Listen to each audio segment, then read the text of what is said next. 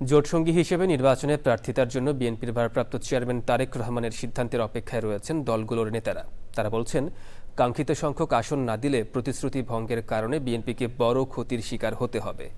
যে আসনগুলোতে জোটসঙ্গীদের জয়ের নিশ্চয়তা পাওয়া যাবে সেগুলোই তাদের দেওয়া হবে, বলছে বিএনপি। তাফিমুল ইসলামের রিপোর্ট। বিএনপি সমর্থিত ৩টি জোটেই রয়েছে ৩০টিরও বেশি রাজনৈতিক দল।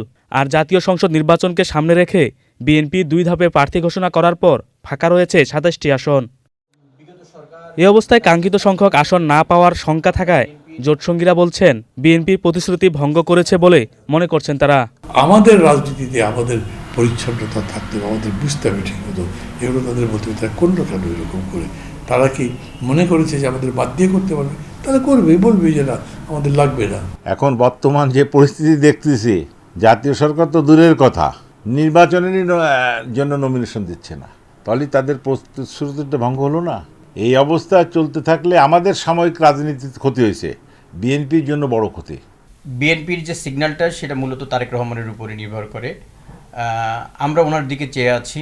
তো আজকে যদি উনি আমাদেরকে মূল্যায়ন না করেন তাহলে তা অবশ্যই হতাশাগ্রস্ত হবে এবং আগামীর রাজনীতিতে একটা নেগেটিভ সিগন্যাল যাবে। বিএনপি বলছে, এবারের নির্বাচন হাসিনা আমলের মতো হবে না। মাঠে গ্রহণযোগ্যতা না থাকলে কাউকে প্রার্থী করবে না বিএনপি। আমাকে জনগণের কাছে যে ভোট চাইতে হবে, তো সুতরাং ইলেকশনটাকে আমাদের অ্যাসেস করতে হবে, আমাদের তো ক্ষমতায় যেতে হবে, সরকার গঠন করতে হবে, তাহলে তো আমাদের সিট বেশি পেতে হবে। তো আমাকে তো যাচাই করতে হবে যে কোন লোকটাকে দিলে নির্বাচন করে চলে আসতে। যাদেরকে মনে করবো যে আমরা বের করে নিয়ে আসা যাবে তাদেরকে অবশ্যই নমিনেশন দেবো। জোট সঙ্গীদের জন্য একাধিক নির্বাচনে বিজয়ী প্রার্থীকেও বাদ দেওয়া হয়েছে উল্লেখ করে বিএনপি বলছে, বিএনপিকে কেউ বিশ্বাসঘাতক বললে তারাই বিশ্বাসঘাতক। তাফিমুল ইসলাম, চ্যানেল আই, ঢাকা।